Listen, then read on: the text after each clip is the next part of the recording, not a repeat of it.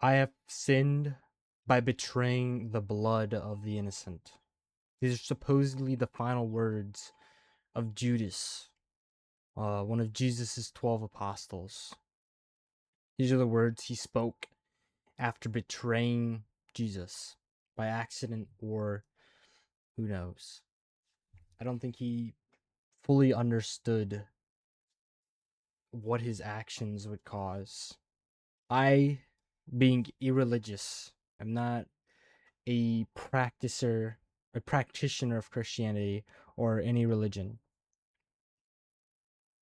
but he is one of the central figures that I constantly think about. Or this act is something I think about.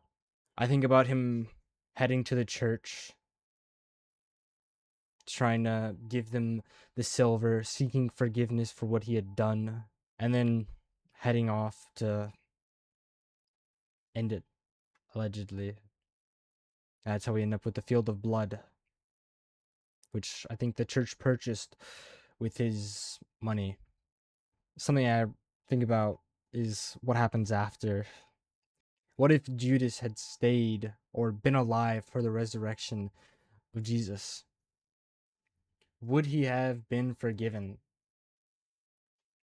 Does Judas deserve forgiveness? Would he have been forgiven?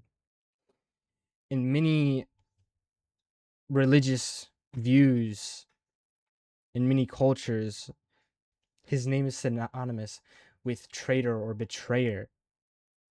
In Dante's Inferno, he is seen in the deepest parts of hell, being gnawed at for eternity. And personally, I hope that Judas can be forgiven. And in a sense, I see myself and I see other people as Judas, a human being who is truly making a mistake or making poor judgment and decision based on the immediate gain and not thinking about what may occur later.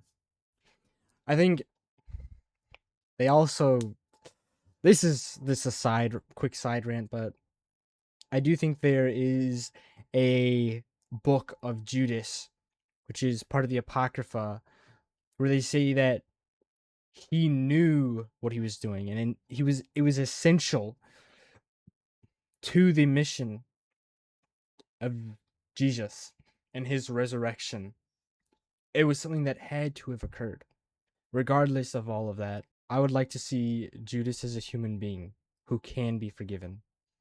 And in a way, opening the door to say that you are not your mistakes. You are a human being who has the possibility to change. It doesn't end with a mistake like it did for Judas. And maybe that is a little bit of me just being hopeful and delusional that people can repent, that we can change, that he could change, that he could be forgiven, that he was not his mistakes. He was chosen or accepted to be an apostle outside of his nature of being this person filled with greed. And his ending could have been that he was a greedy traitor who betrayed one of the most important figures of history. But no, he went out seeking to give up what he received. It's such an influential moment. The kiss of Judas, where he goes and he kisses Jesus on the cheek to alert the guards. Yes, it is a moment of betrayal, and it is a moment of, caring between the two. But Judas also damns himself after, as many of us also do with our own mistakes. It was a little bit of just a rant. I wanted to get this thought of Judas out of my head. And it will still play, and maybe I'll come back to it at some point with more of a understanding and maybe some other things to talk about. And maybe I don't have that full religious insight. So if there are any people on the religious side, I'm willing to take some critique or some other views on what I said. I'm simply putting out the thought of that Judas, or my hope that Judas could be forgiven. And I guess as a reflection that I can be forgiven outside of religion. If I make a mistake, I can forgive myself.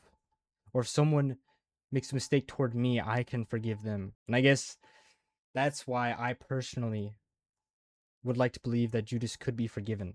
Yeah, that's all I really have to say about that. Peace out and bye.